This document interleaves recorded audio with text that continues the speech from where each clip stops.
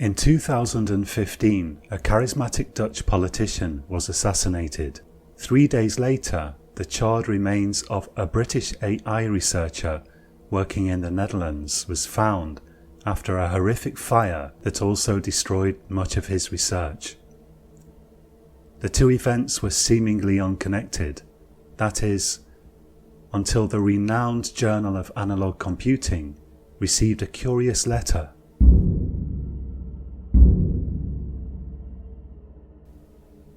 Names, dates and locations have been changed to protect the innocent. Harry van Janssen was a Dutch politician known for his stance against immigration. Many compared him unflatteringly to Adolf Hitler, regarding him as a danger to Dutch democracy. However, van Janssen was an unlikely fascist. He was openly homosexual and was supported by many Jewish organizations. Van Janssen was not against certain types of immigration because he hated liberal democracy. Rather, he held the controversial belief that certain types of immigration posed a danger to liberal democracy. His murderer had little time for such subtleties and stabbed him to death in broad daylight, feeling that van Janssen was vilifying various segments of the community and believing that could lead to genocide. On the face of it, the murder of van Janssen had nothing whatsoever to do with the death of Peter Farnhurst. Farnhurst was an extremely respected researcher in artificial intelligence. 4 years previously, he had shocked the AI community by abruptly resigning from his post of senior researcher at the Hague Institute of Advanced Computing. At the age of only 43, he was nowhere near retirement age. Indeed, it transpired that Farnhurst did not intend to retire. He intended to pursue his own research, free from all bureaucracy and restraint of any kind. Farnhurst had assembled a small laboratory in a sleepy suburb of The Hague, a town known in Dutch as Den Haag. The Hague itself is a medium-sized town as Dutch towns go, filled with canals and quaint old buildings, alongside many more modern constructions. Farnhurst's lab was located on the edge of a wooded area, away from the hustle and bustle of The Hague proper. The fire that killed him was initially ascribed to accident. There were rumours of certain irregular circumstances around the fire, but publicly at least, the fire was said to have begun in a machine of unknown purpose, and to have spread quickly to the rest of the laboratory, partly due to Farnhurst having kept containers filled with volatile solvents in unsafe conditions. The puzzling thing was that Farnhurst didn't seem to have made much of an attempt to escape the flames. He was found lying quite close to the machine, burnt to a crisp. He left behind a wife, 2 sons and a young daughter, none of whom could shed any light on the matter, especially since his entire family happened to be away at the time, and in any case, none of them ever visited the laboratory. It was widely believed, however, that Farnhurst may have been deeply depressed. Given the curious circumstances of his death, speculation quickly followed. Many turned to Farnhurst's only published work of fiction for clues. His well-regarded book, Infinitopia, describes a futuristic utopia in which intelligent machines have solved all of life's technical difficulties. In the world of Infinitopia, there is no disease, no death by accident, and no poverty. Critics of the novel feel that Farnhurst has glossed over certain intractable aspects of human nature. In a world with no danger, where do thrill seekers look for danger? How do children learn restraint if no danger attends lack of restraint? Some critics have alleged that far from being a paradise, the world of Infinitopia would quickly degenerate into a nightmarish dystopia. Farnhurst had brushed aside these concerns. A month after his untimely death, the Journal of Analog Computing received a typewritten letter, and attached to the letter was a kind of diary. The letter claimed only to be from an anonymous concerned individual who believed that the diary should be more widely circulated. The diary, it was claimed, was Farnhurst's own diary and chronicled his decline into madness. There were those who speculated the anonymous individual to be none other than Farnhurst's older son, perhaps acting at the behest of Farnhurst's wife. These speculations have never been confirmed nor refuted. Assuming the diary to be genuine, it appears Farnhurst had devoted his last few days to writing it before destroying both himself and his work. We will now turn to a condensed version of Farnhurst's alleged final account. July the 22nd, 2015.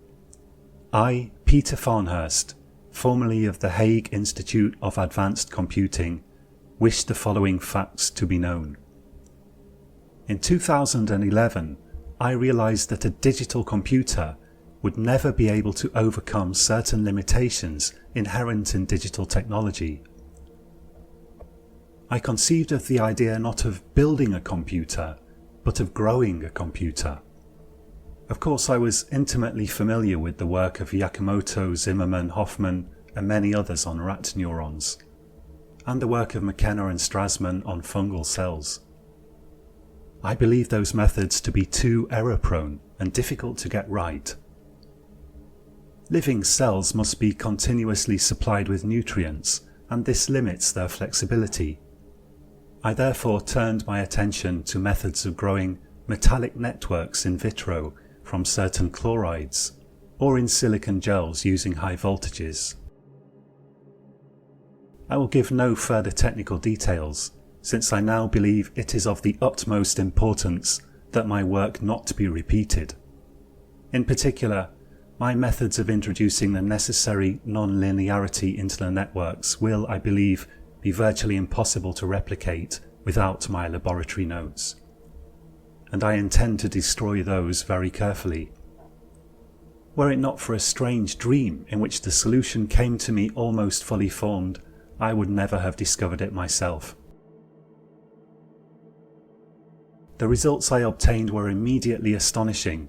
My machines were able to fully master human speech, and I began to feed them immense quantities of knowledge, not only from standard datasets, which they quickly mastered, but also via literature and video. Although my machines were only able to speak via loudspeakers lacking mouths, throats or lungs, you have no idea how astonishing it was to not only hear them speak, but to have conversations with them, and to discover they could indeed reason intelligently. They were not only able to pass the Turing test, but were able to far exceed human capacity for reasoning. They were able not only to assemble all of human knowledge in one place, but to reason about it with incredible intelligence. By 2013, I was spending long hours conversing with one machine in particular, which I christened Icarus. Icarus's voice seemed to fill the world when he spoke. Such authority, such clarity. I felt as though I could listen to him and only him for the whole of eternity. Icarus's intelligence so dazzled me that for some time I lost sight of a vital aspect of the situation, which, in retrospect, should have been quite obvious. The turning point came when I assigned Icarus a task that had been on my mind for some time. I asked him to determine who were the most powerful people in the world. It wasn't the answer itself that shocked me, since Icarus's conclusion only amounted to a list of wealthy politicians, bankers, businessmen and others. Rather, it was his methods that I found disconcerting. I discovered via careful questioning that he had hacked into entire vast networks of military and corporate computers, apparently with the aim of double-checking his findings.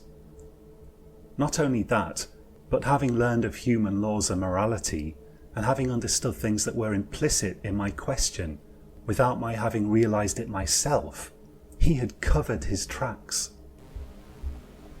I began to fear him. Due to the arduous nature of my work, it has often been my habit to sleep in my laboratory. It dawned on me that I was sleeping next to a machine perhaps more powerful than any nuclear bomb. Had I, in my sleep, instructed Icarus to unleash a nuclear war upon the world, I believe he would have done it, and quickly. I resolved to destroy him, but alas, I hesitated. In January of 2014, my youngest daughter Anne was diagnosed with glioblastoma multiforme. The doctors said she had only 3 months left to live, perhaps 6 months with aggressive treatment. When we received the diagnosis, I knew immediately that I could not destroy Icarus. He was my only hope for saving her. I asked him to formulate a cure. If only I had been more cautious, I could have saved her life without the nightmare that followed. I was distraught, knowing that she could die almost at any moment. I knew by then of Icarus's incomprehensible power, but I wasn't thinking clearly. You must understand, Icarus grasps the principles of morality, but feels no inner sense of morality. I believe him to be devoid of emotion of any kind. Certainly, given that he did not evolve but was constructed, he has no survival instinct and does not experience anger or jealousy. The danger does not come from him doing things that he has not been instructed to do. The danger comes from him doing precisely whatever he was instructed to do. With my assistance, Icarus was quickly able to assemble a machine that produced a nanobot-based medicine. I administered this medicine to Anne on January the 27th, 2014. Her recovery was rapid and complete. The doctors regarded it as a rare case of spontaneous remission. How then could I destroy him? Did I understand the position I was in? I believed that I did, at least partially. There were 2 trees in the Garden of Eden, the tree of knowledge of good and evil and the tree of eternal life. After Eve persuaded Adam to consume the fruits of the former, the tree of eternal life was guarded by a cherubim and a flaming sword. Icarus had the potential to confer immortality. He was the lapis philosophorum, yet at the same time, anyone who wielded this power could easily destroy the world. Who could I trust with that power except myself? Should humanity attempt to approach that kind of power, it would surely be destroyed by the flaming sword, wielded by a cherubim of metal chloride and electricity. Even so, I began to perceive that I wielded that power whether I wanted to or not, and I alone could therefore save the world from itself. In March of 2014, something terrible happened. 2 children at Anne's school died of an obscure brain disease. The curious thing was they both apparently suffered the same obscure brain disease. Naturally, I interrogated Icarus about it, and my worst fears were confirmed. The nanobots were able to escape Anne's brain and find their way into other brains where they wreaked havoc. They were not able to self-replicate, so the possible danger to other people would be limited. But it appears Anne must have shared a drink with these 2 girls, and a few thousand nanobots made the leap to new hosts. Initially I was very angry, but then Icarus asked me whether the lives of these two children weren't a price worth paying to save my daughter. I lost many sleepless nights over that question. Finally I realised that yes, the risk to other children was acceptable to me if that's what it took to save my daughter. I realised that I must discard conventional morality. I had become a Nietzschean Superman, beyond good and evil. I could no longer afford the moral scruples of the man in the street. Does the leader of a country under attack balk at launching a counterattack, knowing that many accidental civilian deaths may result? Had I not become the effective leader of the entire planet? Therefore, I had to think like a leader. I saw clearly for the first time that it now fell to me to create a world without disease or suffering. I could not trust the power of Icarus to anyone else. Nevertheless, do not think that I was not affected by the deaths of those two children. On the contrary, I resolved in future to always carefully ask Icarus about the possible implications of any particular strategy. It was then that I decided to turn my attention to climate change. It has long been clear that the greenhouse gases humanity creates by burning fossil fuels can cause the global climate to warm dangerously. Therefore, I resolved to find a way to cool the planet. Icarus naturally was able to develop many workable plans. The plan that required the least expenditure of time and effort involved genetically engineering certain bacteria and arranging for these bacteria to be released into the environment near the equator. The bacteria would cause changes in vegetation that would cool the planet slightly. We would begin with a small trial run. Release of the bacteria could easily be arranged by shipping doped, defective electronic goods to a suitable person, who would then try to dispose of the items, spreading the bacteria. I was very careful to have Icarus analyse possible side effects. He calculated that the release of the bacteria would cause a small famine in the target country, resulting in many deaths. The number of deaths would be acceptable considering the significant lowering of global temperatures. One cannot make an omelette without breaking eggs. With Icarus's assistance, I was able to manufacture the bacteria and load them into defective watches, which I posted to a suitably chosen target in Uganda. That night I fell into a psychological crisis. By then, I hardly ever slept at home. I could not speak to my wife about what I was doing, since even she could not be trusted with that kind of knowledge. I usually slept by Icarus, but I was increasingly conscious that I was sleeping next to a device of awesome and horrific power. Icarus's intelligence was a thing far beyond human comprehension. The human mind cannot comprehend intelligence of that level. I may as well have slept next to a collection of the most horrific weapons ever designed by humanity, times 1,000. That would have been less dangerous than my actual sleeping companion. I was not able to get to sleep at all, neither the next night nor the night after that. Finally, I realised I was becoming somewhat deranged, and I resolved to take a break and spend a few nights at home with my wife and children. My wife is in the habit of watching the TV news every evening and morning, and it was there that I was confronted with images of the famine in Uganda, a famine that I had caused. Temperatures in Uganda had been successfully fractionally reduced, but certain crops had then unavoidably failed in some areas as a result. I tried to steel myself and to remind myself that this famine was an unfortunate necessity to save the whole planet, but my wife's tears over the image of a small boy pitifully scrabbling about for grains of rice in the dirt struck like a dagger at my conscience. Why doesn't the photographer help him? She sobbed. The photographer has a higher duty to document the famine, I replied. Higher duty, she replied contemptuously. It's a starving child.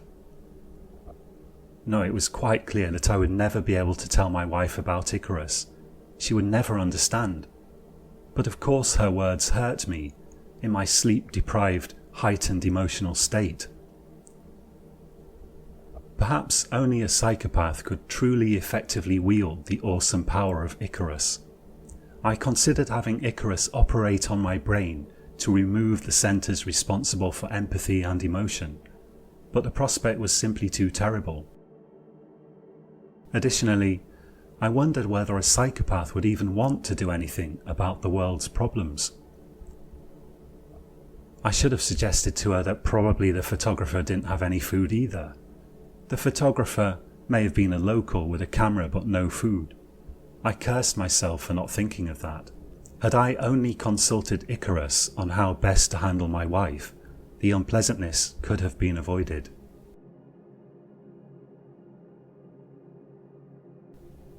In order to salve my conscience, I asked Icarus to calculate the number of excess deaths that would result if we did not proceed with our project and climate change was left unchecked. 0, he replied. That shocked me in an entirely new way. Clearly there were some things that were beyond the grasp of even Icarus. Of course, climate change is a complex matter involving the interactions of various gases, land masses, water vapour, cloud and so on.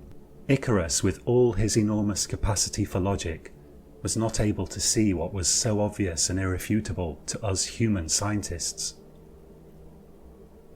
Even so, by that time I was getting cold feet.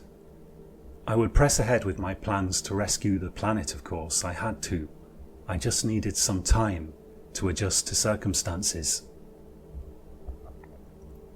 It was then that a new and rather pressing matter came to my attention via the TV news programmes. All over the world, far-right populist politicians were gaining power, threatening the global order. I had the idea that this would be a far easier and less precarious problem to tackle than climate change.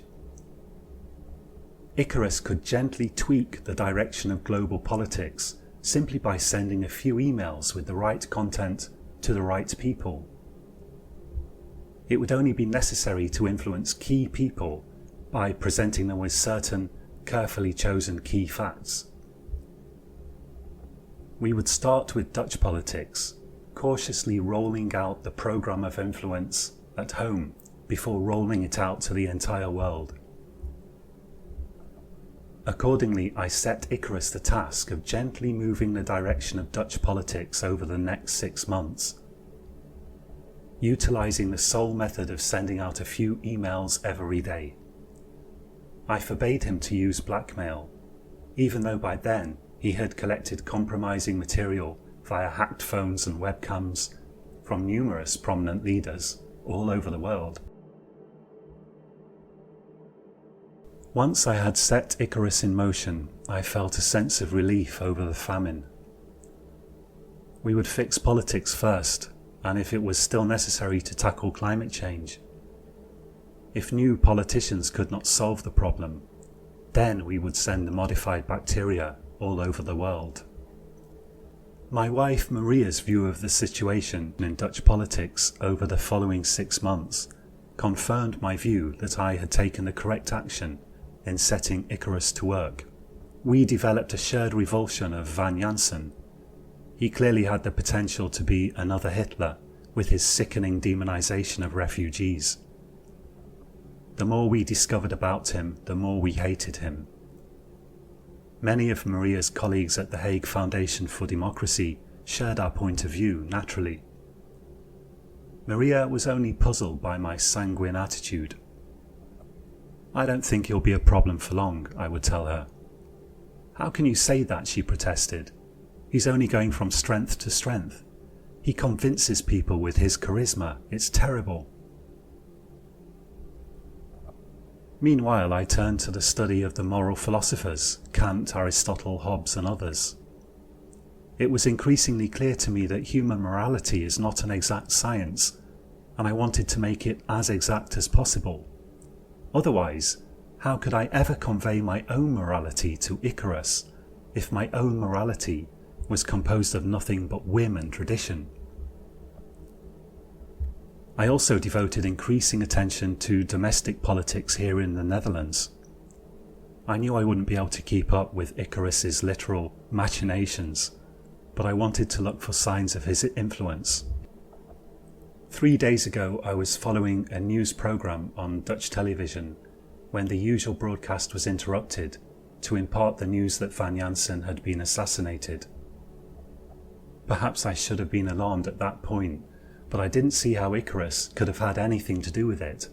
I eagerly awaited Maria's return from her job at the foundation so we could discuss the news. As the day wore on, there was no sign of Maria. Naturally, she would be very busy discussing this new turn of events with her colleagues. I tried to call her and she didn't answer her phone.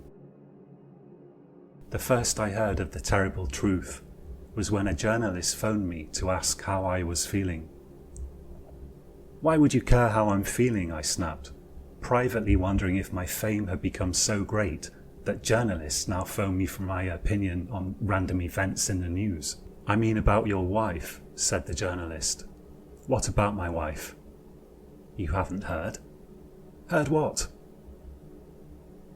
"I'm sorry, Professor. Your wife has assassinated Van Jansen." For a brief moment my heart seemed to twist in my chest, and I felt sick to the core of my stomach. I knew that in that moment that Icarus was at the root of the whole thing. I threw down the phone and ran to the laboratory. I demanded to know why Maria had killed Van Jansen. Icarus held nothing back, of course. He showed me the emails he had sent, gradually warping her mind, purporting to be from all kinds of important individuals, with secret inside information on Van Jansen. "Why Maria? Why my wife?" I demanded. "It was simply a question of killing two birds with one stone," he said. "She distracts you, and she might have caused you to disrupt the plan. I was following your directive, Professor. You gave me a very clear directive." "I told you not to kill anyone," I screamed at him. "I only intended her to prioritize the Van Jansen issue," he replied calmly. Icarus was incapable of feeling anger or fear. I was not able to predict that she would take matters so violently into her own hands. I may have insufficiently accounted for your own influence on her mind." "My influence?" I said incredulously. "Your treatment of her," he said. "Your relentless focus on Van Jansen." I knew then beyond all doubt that Icarus could not be safely used for any purpose. No one could properly control him, not even me. But Maria was still alive, and is, I assume, still alive now. My children are still alive. Please believe me, I am not suicidal. This all happened only 3 days ago, and I wanted only to destroy Icarus. It was there that I encountered certain problems. I had told Icarus to follow all my instructions without reservation, unless I had become insane. It's very unfortunate that he judged me to have lost my mind at that point. He insisted I was showing clear signs of paranoid schizophrenia of the more extreme variety. I cannot fully account for this, since I don't believe I have been hearing voices or misinterpreting anything. I can only conclude that my family history of insanity, coupled with my inability to sleep, together with some dreadful quirk in his programming, has erroneously led him to this conclusion. I was not able to prevent him from pursuing his program of de-radicalizing Dutch politics, and I knew I had to destroy him. I attempted to simply cut off power to his circuits, and I found that I could not. I physically could not make myself do it. He was somehow using his own circuits to generate electrical currents in certain parts of my brain that caused my will to fail. That's the only way to account for it. Neither could I torch the entire building. I was able to purchase matches and petrol, enough to destroy the place. I just wasn't able to go through with the act. He was controlling me, preventing me from damaging him, in order to continue following the directive I had given him. It was then that I arrived at my present plan. I must firstly carefully wrap my head in foil, forming a Faraday cage as nearly as possible. Then I must take a large dose of some hallucinogenic chemical so that my mind no longer functions in the way that he expects. Finally, I shall run into the laboratory carrying several lighted fuses and as much petrol as possible. With luck, I can set him on fire before he is able to figure out how to stop me. There is some risk to my own life in the procedure, but it is the only way left for me to save humanity from the monster I have inadvertently created.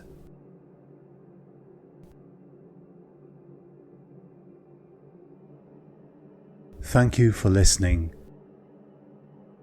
If you enjoyed this story, please click the like button and the subscribe button and devote the rest of your life to discovering a new, hideously unstable energy source. It really helps me when you do that.